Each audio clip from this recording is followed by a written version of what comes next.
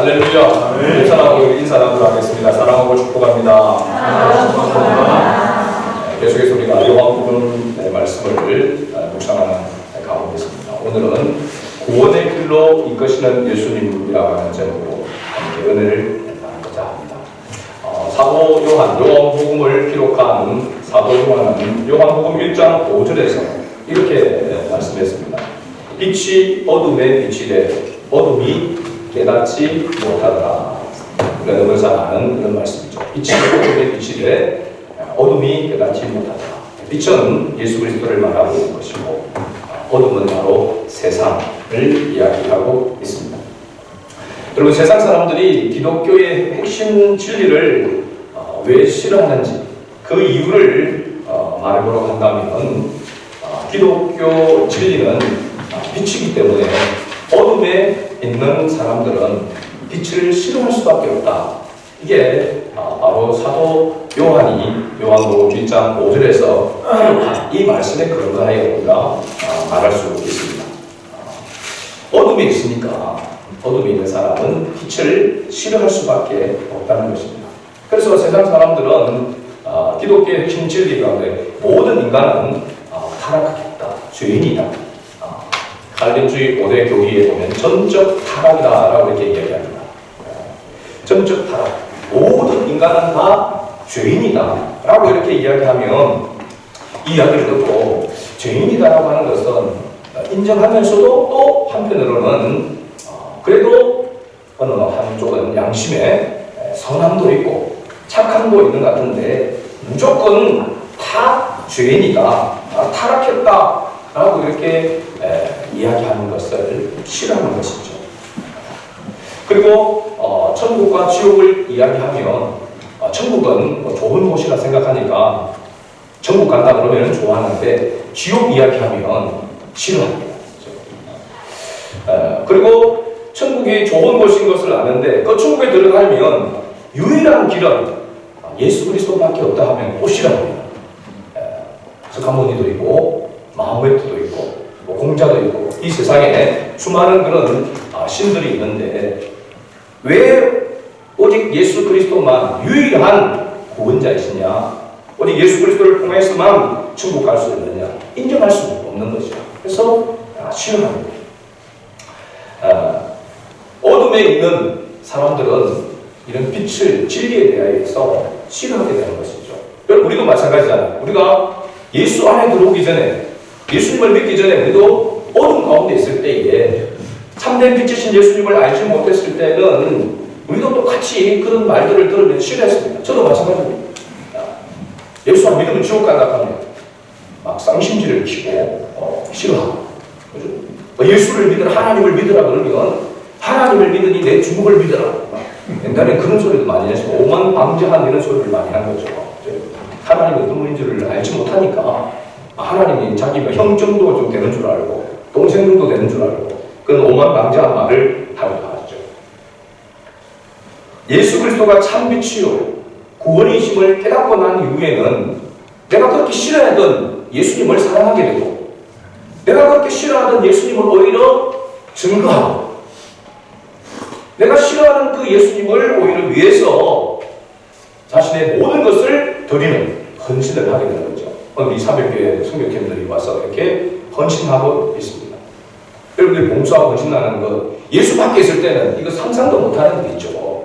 그 아까운 시간을 들여서, 그죠? 몸과 마음을, 시간을, 물질을 들여서 이렇게 헌신한다는 것. 그럼 예수 밖에 있는 사람들 보면 약간 맛이 같다고 생각해요. 그죠? 이상하네, 이렇게 이야기. 전혀 이해를 할 수 없는 거죠. 근데 예수 안에 들어와서 예수님이 참 구원이시고 예수님이 우리의 참 생명이 되신다라고 하는 것을 깨닫게 되어지고 그 은혜를 발견하게 되었을 때에는 완전히 180도 반대로 달라진다라고 하는 것이죠. 그래서 이 세상에서 가장 큰 기적은 뭐냐면 예수가 그리스도이심이 믿어지는 기적입니다. 할렐루야. 그리고 오늘 이 시간 이 자리에 앉아있는 하나님을 경배하고 예수가 그리스도이심을 믿는 우리 모두가 기적의 주인공입니다. 대부분 기적의 주인공 하면 막 기도해가지고 금식하고 이래서 죽다가 살아난 사람, 또 완전 사회에 실패했다가 기적적으로 성공한 사람들, 그런 사람들, 그런 특별한 기도의 응답이 받은 사람들, 그런 증거가 있는 사람들은 기적의 주인공이라고 이렇게 주로 많이 이야기합니다. 그래서 간증도 하고 그렇게 하죠. 그러나 그것은 정말로 어떤 한 부분에 있는 것이고, 진짜 기적은 예수가 그리스도이심이 믿어지는 기적입니다. 이건 내가 믿고 싶다고 해서 믿어지는 것이 아니고 하나님께서 그러한 은혜를 주셔야만 되는 것이죠. 그러니까 하나님의 은혜로 우리는 기적의 주인공이 되는 것입니다. 옆 사람과 같이 한 번 더 인사해 볼까요? 당신은 기적의 주인공입니다. 믿습니까, 여러분? 우리 모두가 예수 믿는 우리 한 사람 한 사람은 정말로 기적의 주인공입니다. 하나님의 은혜로, 하나님이 아니고서는 어떻게 그렇게 보이지 않는 하나님을 하나님으로 섬기고 오만방자한 그런 말을 했던 우리가 그를 위해서, 예수 그리스도를 위해서 희생하고 살아갈 수 있느냐 말이죠. 이건 기적 중에 기적인 것입니다. 여러분, 오늘 본문 내 말씀은 예수님께서 이 6장 1절부터 시작해서 500여의 기적을 행하신 후에 500여의 이 기적을 통해서 수많은 사람들이 예수님을 따랐습니다. 참으로 세상에 오실 그 선지자라고 그렇게 했습니다. 진짜 참된 선지자가 오게 될 것인데 그 선지자가 예수님으로 이렇게 생각했던 것입니다. 6장 14절과 15절에 보면 억지로 붙들어서 그래서 예수님을 임금으로 삼으려고 했습니다. 그런데 막상 그렇게 수많은 무리가 따르고 그런 추종자들이 세워졌음에도 불구하고 예수님은 그 자리를 피하게 됩니다. 혼자 산으로 떠나셨다고 했습니다. 어디로 왔는지 알 수 없을 정도로 혼자 사라졌습니다. 그리고 그를 따르던 제자들도 배를 타고 갈릴리를 건너 가버나움으로 갔다라고 이렇게 이야기하고 있죠. 그래서 이 선지자로 생각하고 그리고 임금으로 삼으려고 했던 주인공, 그 예수님을 찾아 나선 것입니다. 제자들이 배를 타고 간 걸 보니까 제자들이 가는 곳에 예수님이 계실 것이다라고 생각하고 그들도 배들을 타고 한 무리들이 가버나움까지 제자들을 쫓아오게 되었습니다. 마치 그곳에 가보니까 누가 계십니까? 예수님이 그곳에 먼저 와 계신 것이죠. 그래서 이 무리들이 예수님을 보면서 라비여 언제 여기 오셨나이까? 라고 이렇게 질문을 드립니다. 아니 우리에게 말씀도 안 하시고 어떻게 이렇게 살짝 사라져서 제자들을 배 타고 가는 것을 봤는데 배로 타러 가는 것도 우리가 보지 못했는 그 예수님이 언제 여기 가버나움에 와 계십니까? 따지듯이 그렇게 이야기합니다. 그래서 예수님이 저 같으면 너희는 알지 못하지만 이렇게 해서 열차에서 내가 여기에 왔다 이렇게 설명이라도 할 텐데 예수님은 그렇게 말씀하지 않냐고 바로 그들에게 본질적인 문제에 대해서 말씀하십니다. 너희들이 나를 찾는 것은 표적을 본 까닭이 아니요 떡을 먹고 배부른 까닭이로다. 표적을 보고 표적이 무엇을 이야기하고 있는지 그것을 따라서 너희들이 나를 쫓아오는 것이 아니고 너희가 물고기 2마리와 보리떡 5개로 그 수많은 사람들이 먹고 남는 그것을 보고 그 배부른 까닭에 계속해서 배를 채워주기를 바라는 그런 모습으로 예수님을 따른다라고 이렇게 이야기를 하는 것이죠. 그러면서 예수님이 바로 자신이 바로 내가 생명의 떡이다라고 이렇게 말씀하고 있습니다. 그리고 자신은 아버지의 뜻을 행하려고 자기 뜻을 행하려고 온 것이 아니라 아버지의 뜻을 행하려고 했고 그 뜻은 사람들을 살리는 것이다 라고 그렇게 말씀했습니다. 한마디로 말하면 예수님은 내가 곧 메시아다 라고 이렇게 말하고 있는 것이죠. 그러니까 오늘 본문 우리가 읽었던 41절에 보면 자기가 하늘에서 내려온 떡이라 하심으로 유대인들이 예수에 대하여 수군거렸다라고 이렇게 기록하고 있습니다. 22절부터 40절에는 500여의 이 기적을 보고 배들을 타고 이렇게 왔던 사람들을 무리들이라고 이렇게 이야기합니다. 무리들. 여러 사람들을 모여있는 것을 보고 무리들이라고 이야기하고 있죠. 그런데 41절에 와서 거기에 보면 여자와 아이들을 제외한 5,000명이라고 했습니다. 이 대략사가 약 15,000명에서 2만 명 되는 그런 무리들이 있었는데 그들이 다 가버나움으로 온 것이 아니고 그들 가운데 일부 무리가 배들을 타고, 배들이라고 성경에 이렇게 표현하고 있습니다. 그러니까 배가 한 척이 아니고 여러 배를 타고 가버나움으로 왔다는 것입니다. 그런데 그 온 숫자가 몇 사람, 몇십 명이 아니라 무리라고 이렇게 이야기하고 한 것이죠. 그런데 이 무리들 가운데 지금 예수님께 질문을 던지고 예수님과 대화를 하고 있는 이 사람들은 41절에 와서는 무리들이라고 이야기하지 아니하고 누구라고 이야기합니까? 유대인들이라고 이렇게 이야기합니다. 왜 무리들이 유대인들로 이렇게 바꿔졌을까? 이렇게 생각을 해보면 이들은 단순한 유대인들이 아니라 아마 유대인들 가운데서도 지도자급에 있는 그런 사람들이라고 이렇게 볼 수 있습니다.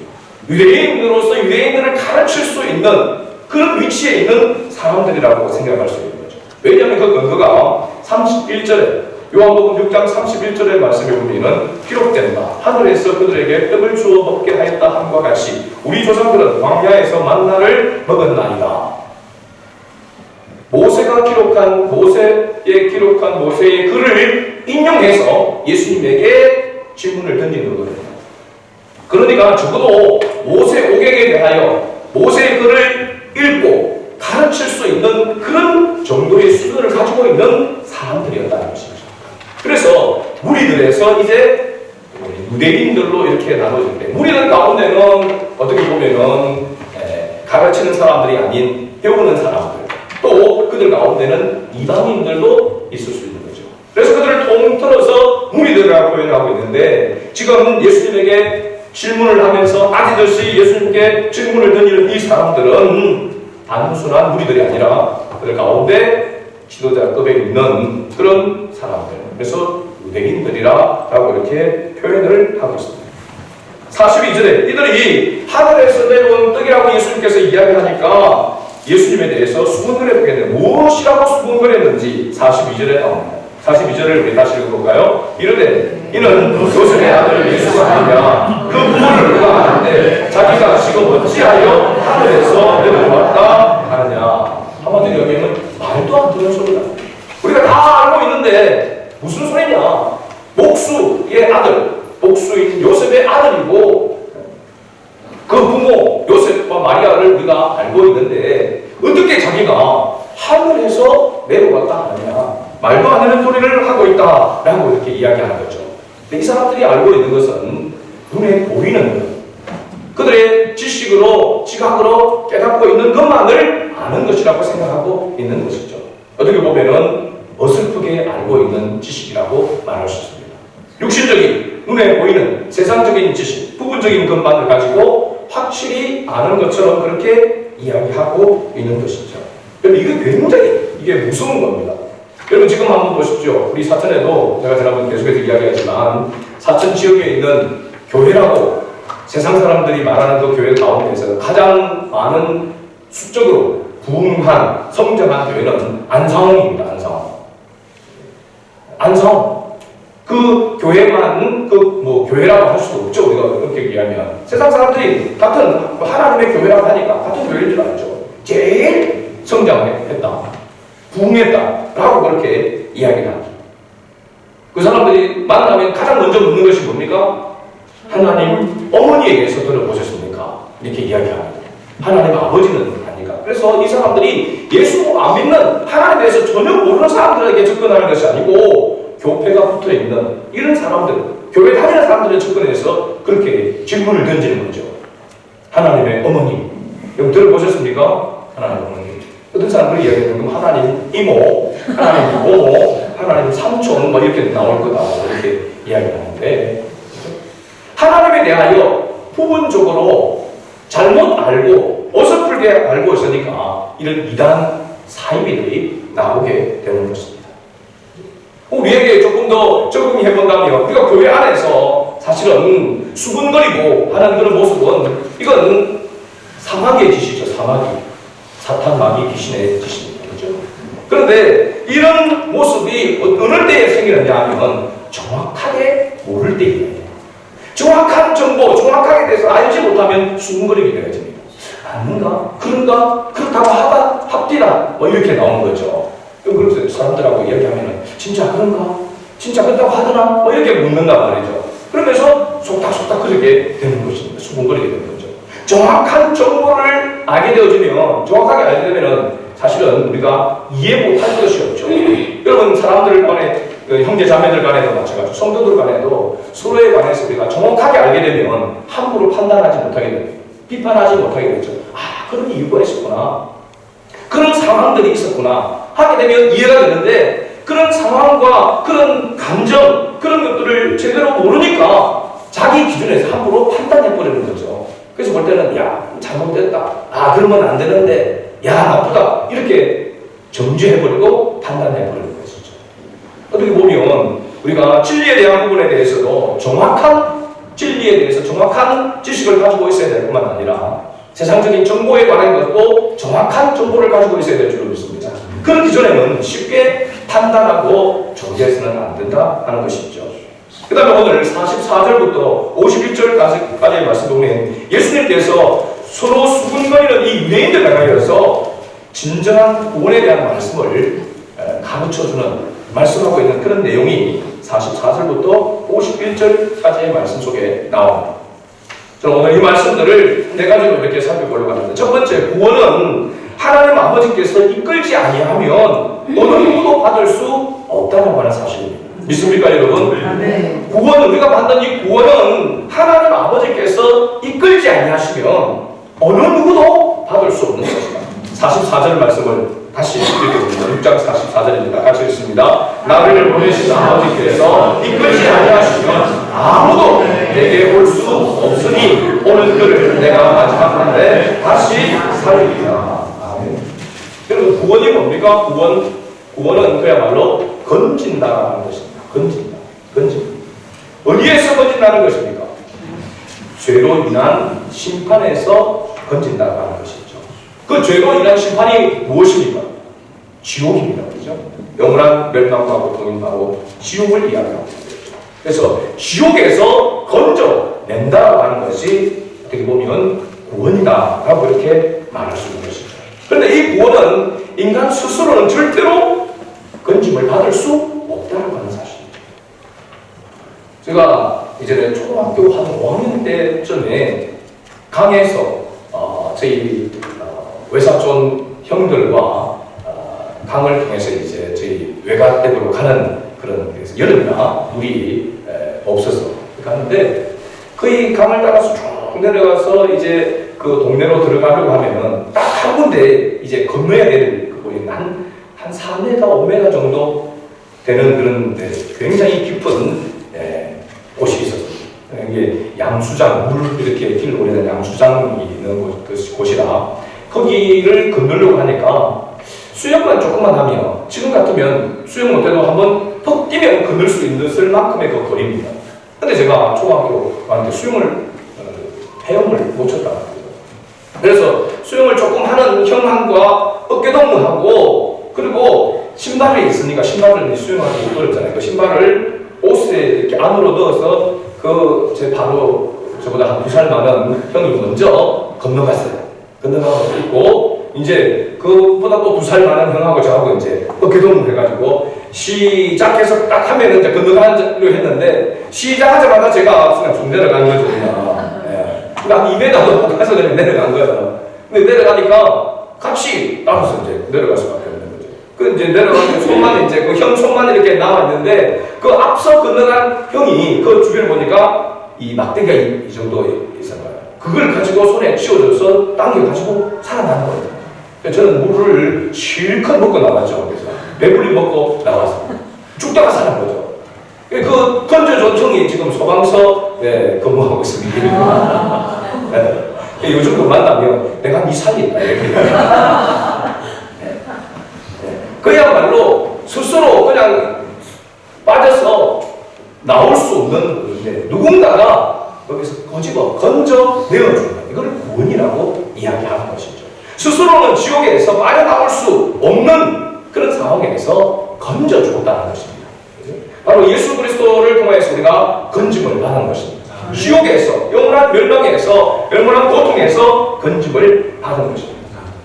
이 세상 사람들이 기독교의 진리를 알지 못하고 믿지 못하는 이유는 다 한 가지입니다. 왜냐하면 이 진리가, 이 구원이 이 땅에서 온 것이 아니라, 이 세상에서 출발되어 온 것이 아니라 위로부터 온 것이기 때문에 이 세상의 지식과 지혜, 아무리 뛰어난 지각을 가지고 있어도 이것을 깨달을 수 없는 것입니다. 여러분, 세상에 있는 모든 종교는 인간 중심이며 인간으로부터 출발하였습니다.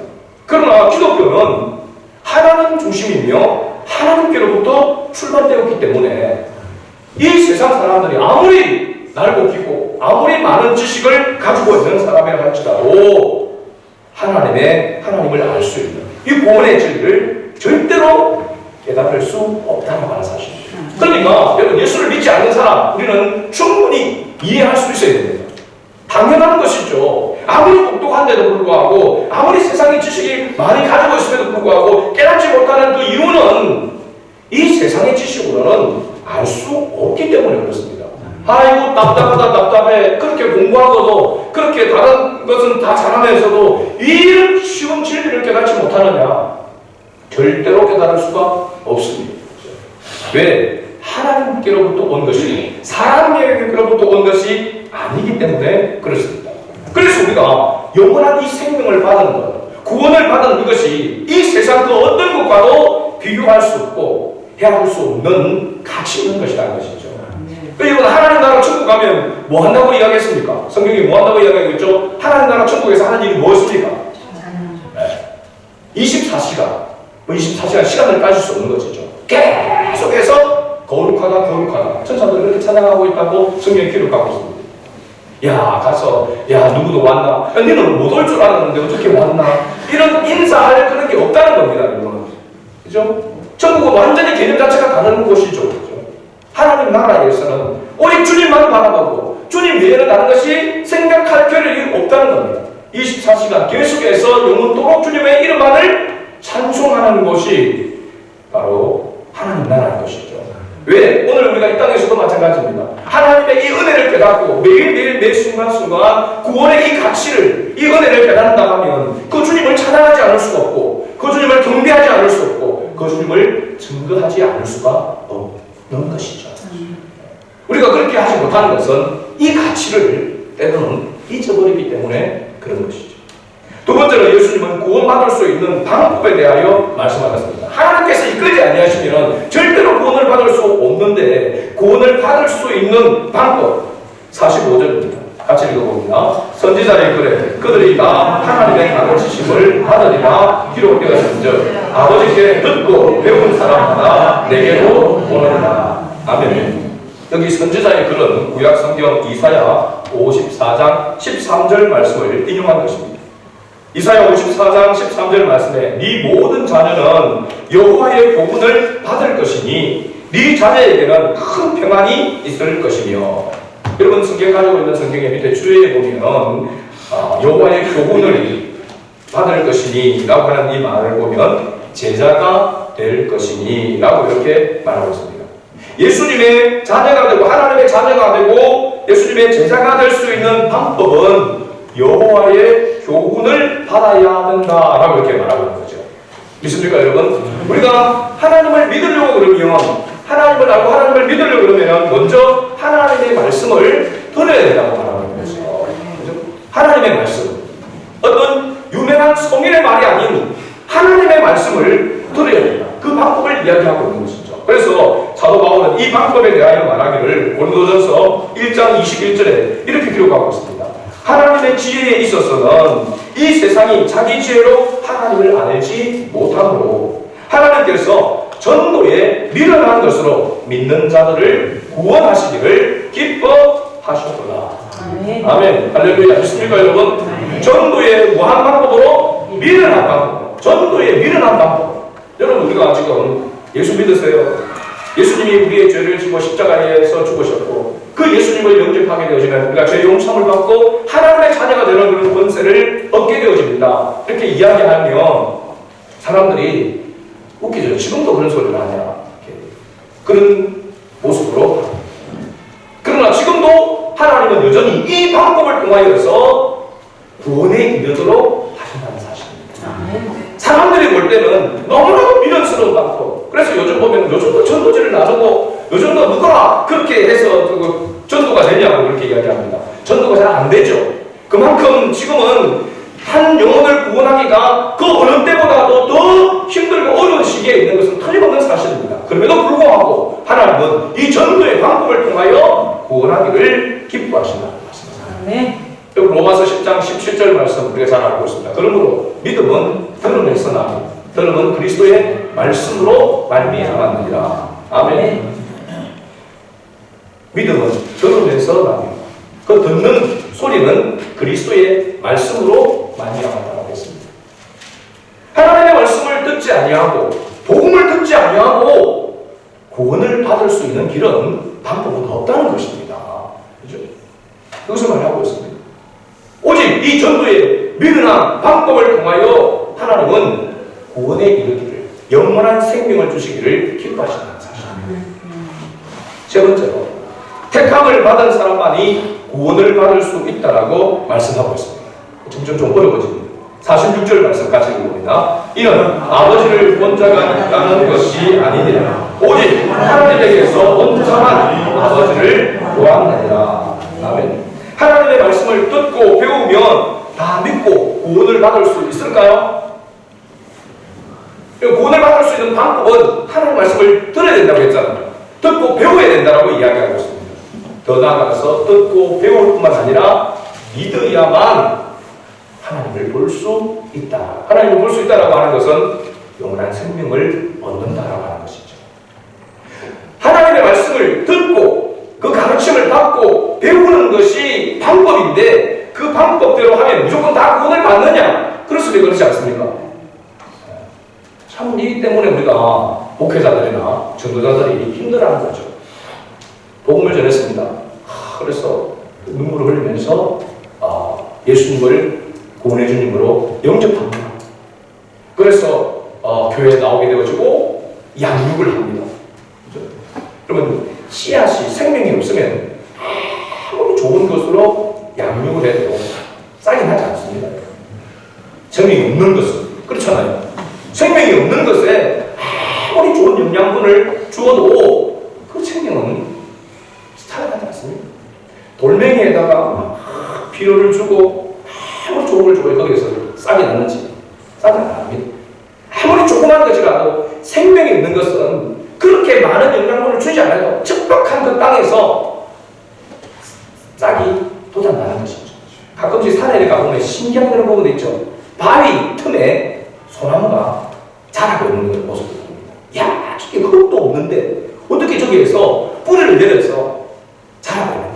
그 틈 사이에 뿌리를 내려서 비가 오면 그 비에 의해서 조금씩 자라고 그렇게 버텨서 생명이 지속되어지는 것을 모습을 보면 생명의 고귀함을 우리가 느끼게 되어지는 것이죠. 생명이 없는 것은 아무리 양육을 하고 해도 안 되는 겁니다. 그래서 교회에 와서 예수 믿겠다고 하고 예수님을 영접하고 그죠? 그래서 양육까지 했는데도 불구하고 그러고 난 다음에 교회를 안 나와. 예수를 안 믿어. 환장하죠, 환장해. 목회자들, 전도자들. 야, 예수 믿겠다고 했는데 그리고 양육까지 해가지고 그 과정도 했는데 좀 지나면 교회를 안 나와. 예수 믿어야 되는데 안 믿겠다고 얘기하죠. 사람 환장하죠. 그래서 전도자들이 낙심하게 되어지는 부분이 여기에 있는 것입니다.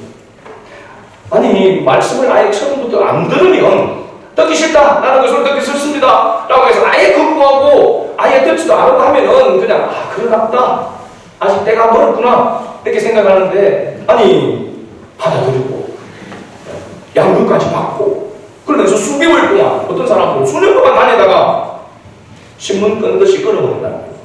그렇죠? 근데 이게 어떻게 이럴 수 있느냐, 우리가 이해가 잘 안 되는 그런 부분이죠.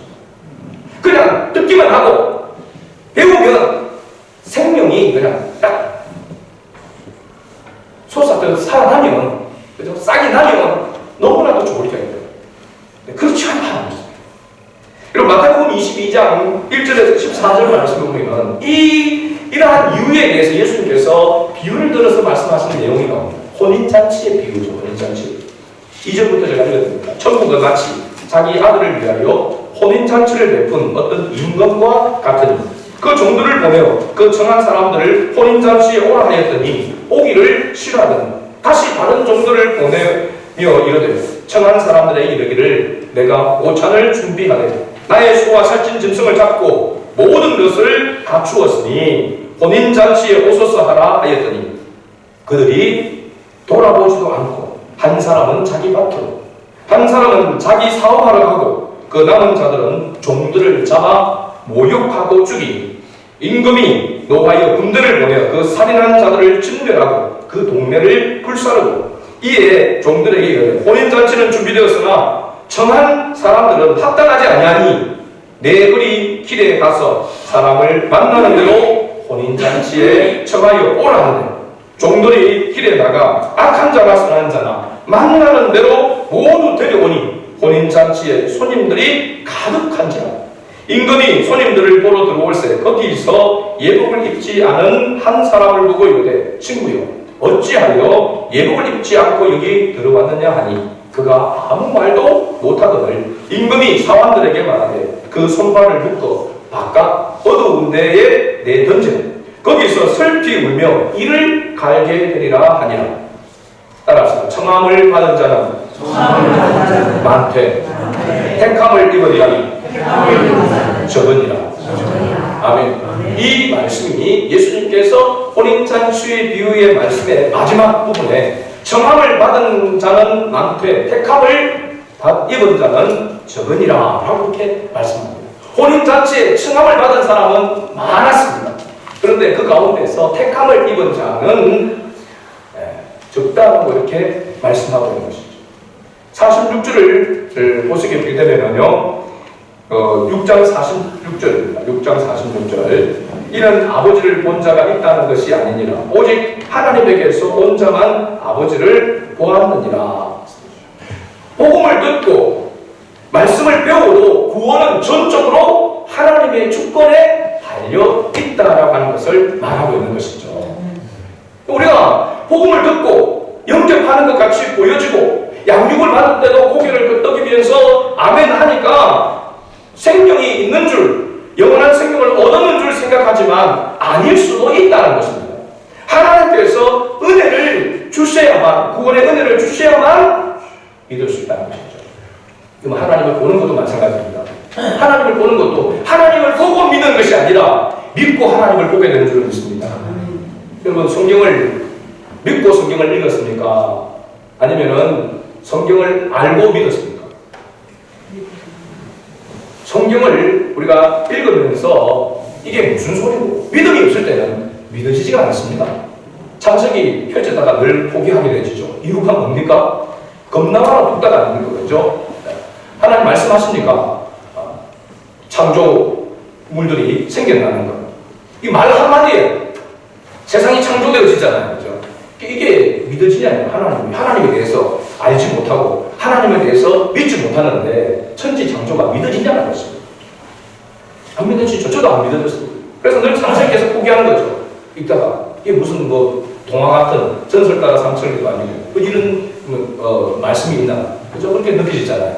근데 하나님이 어떤 분인지를 깨닫게 되어지게 되고 하나님이 믿어지는 믿음이 내 속에 들어오게 되면 여러분 하나님의 말씀이 다 믿어지게 되는 줄로 믿습니다. 성경의 말씀이 하나도 남김없이 믿어지게 되는 것입니다.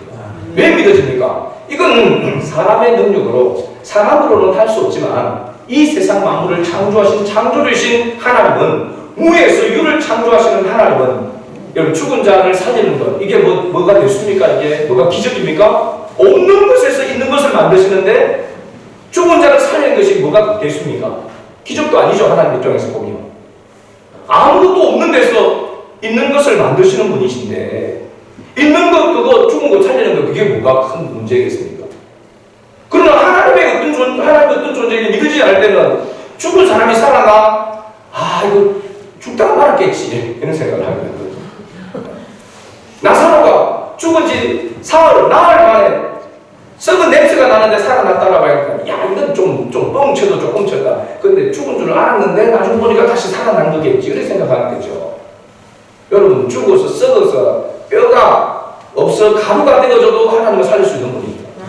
믿으십니까, 여러분? 왜? 우의 수준을 창조하신 겁니다. 그러니까 인간을 지으시고 창조하신 분이시잖아요. 그런 하나님을 알게 되어지게 되면, 여러분, 성경에 이런 기적들이, 모든 하나님이 행하신 일들이 하나도 거짓되이 없이 믿어지게 되는 것입니다. 여러분, 중요합니다. 내가 믿는 것이 아니라 믿어지게 되는 것입니다. 하나님께서 믿음을 주심으로 믿어지게 되는 은혜를 누리게 되는 것이죠. 그래서 하나님의 주권으로, 하나님의 은혜로 우리가 하나님의 선물로 구원을 받은 것이다. 아무리 생각해도 내 능력이 아닌, 내 지식이 아닌 하나님의 은혜라고밖에 표현할 수 없다고 합니다. 마지막으로 예수님은 생명의 떡이라고 말씀하셨습니다. 48절에 내가 곧 생명의 떡이니라. 진실로 진실로 너희에게 이르노니 믿는 자는 영생을 가졌나니, 그러고 말하고 내가 곧 생명의 떡이니라. 여러분, 내가 곧 생명의 떡이니라고 왜 예수님께서 이렇게 말씀하셨을까? 떡의 용도가 뭡니까, 여러분?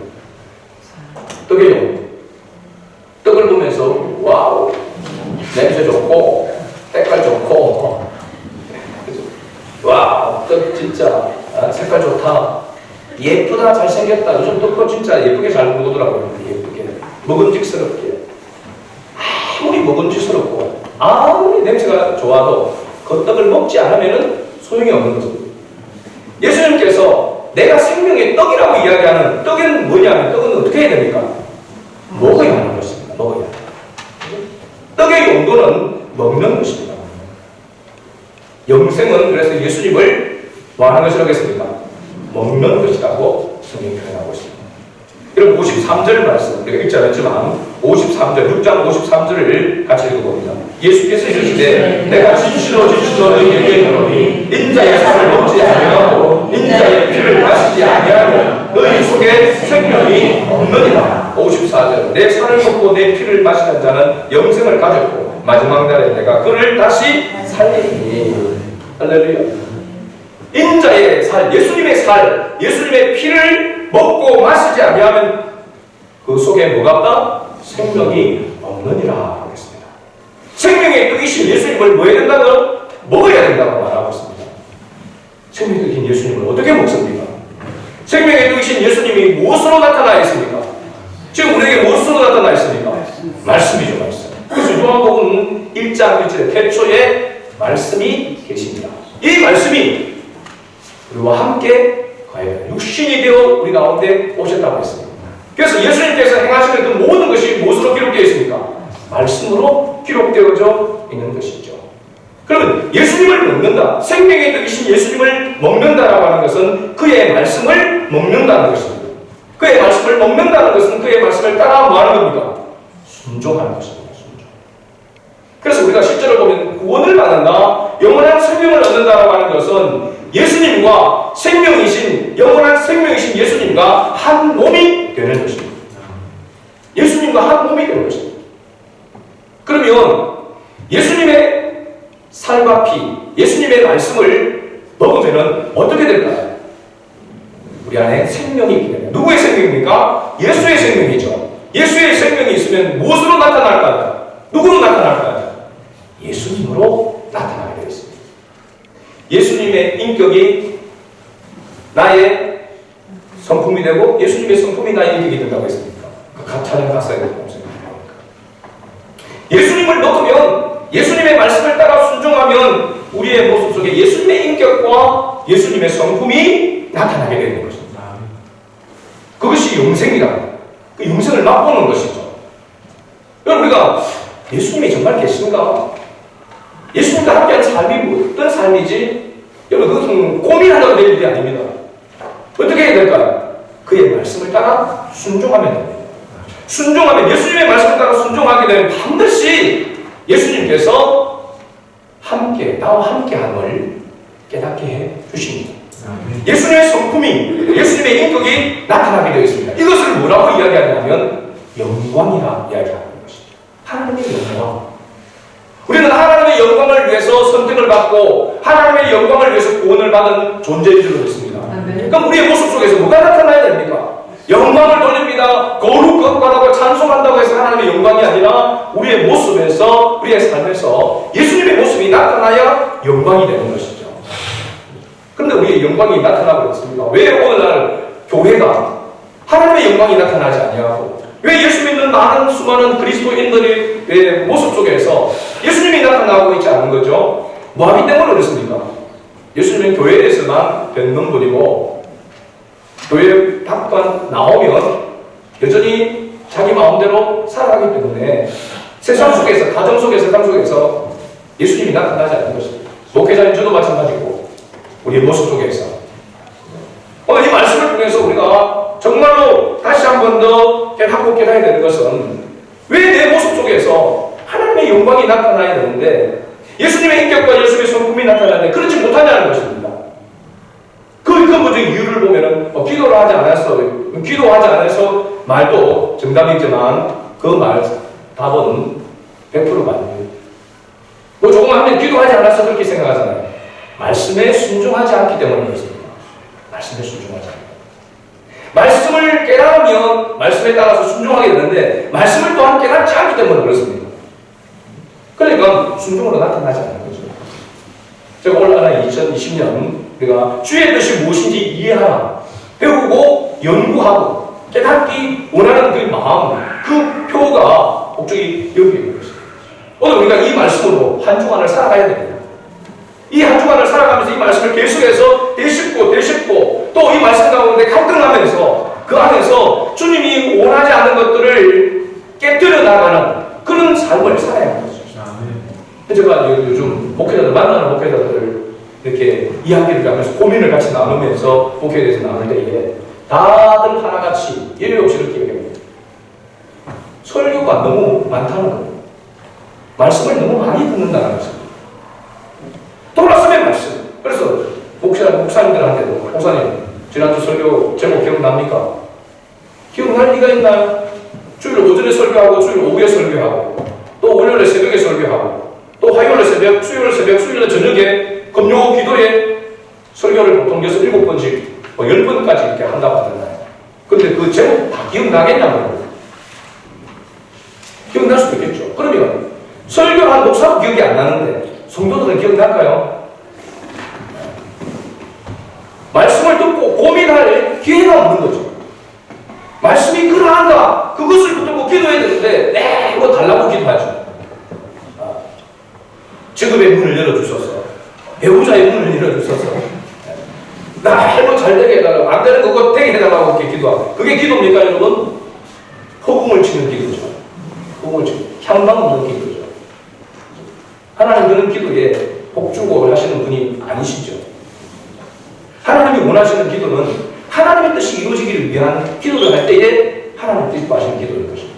그렇죠? 뜻이 하늘에서 이루어진 같이 땅에서도 이루어진다. 그걸 위해서 뭐 하는 겁니까? 기도하라고 내게 가르쳐줬잖아요. 그런데 오늘 우리 집사님 기도하신 것처럼 땅의 뜻을 이루기 위해서 하늘의 것을 끌어내려서 자기 뜻을 이루기 위한 것을 도구로 삼는다면, 근데 세상 종교가 뭐가 다르나요? 하나님을 그냥 여러 신들 가운데 하나를 생각하는 것이잖아요. 하나님의 뜻과는 상관없는 삶을 살아가니까. 오늘 우리가 예수님을 먹는, 예수님의 말씀을 씹어서 소화를 시켜서 그것이 내 살과 피가 되어 내 삶 속에 예수님의 모습이 나타나는 그 삶을 위해서 고민해야 될 때인 줄 믿습니다. 한국 예배가 우리 한 사람 한 사람입니다. 오늘 말씀의 결론을 맺습니다. 여호와 하나님께서 이끄지 아니하시면 절대로 구원이 이루어질 수 없다라고 하는 사실. 그 구원의 방법은 하나님의 말씀으로 가르침을 받고 듣고 배워야 가능하다는 사실. 그러나 듣고 배우고 하나님께서 은혜를 주시지 않으면 구원받을 수 없다라고 하는 사실. 구원은 영원한 생명을 얻는 것이고 영생은 주님과 한 몸을 이루는 것입니다. 여러분 뒤에 말씀을 보게 되어지면요, 계속해서 52절부터 시작해서 이 6장 마지막까지 이야기는 주님을 먹으면 주님이 내 안에, 내가 주님 안에 한 몸이 되는 것을 이야기하고 있습니다. 근데 우리는 자꾸 내 따로 주님 따로잖아요. 그죠? 내 따로 주님 따로. 주님은 네가 내 안에, 내가 네 안에 한 몸이 되어서 살아가기를 원하는데, 그래야만 하나님의 영광이 나타나는데 그렇지 않는다는 사실. 오늘 이 말씀을 우리가 붙들고 한 주간을 살아가고 또 우리의 남은 생애를 살아가면서 정말로 하나님의 영광을 위한 삶이 우리의 삶의 목적이라 한다면 조그만 것에서부터 다시 한번 우리가 우리의 모습 속에서 예수님의 모습이, 예수님의 인격과 성품이 나타나기를 다시 한번 더 고민하면서 기도하는 그런 저와 여러분 될 수 있기를 주의 이름으로 축복합니다.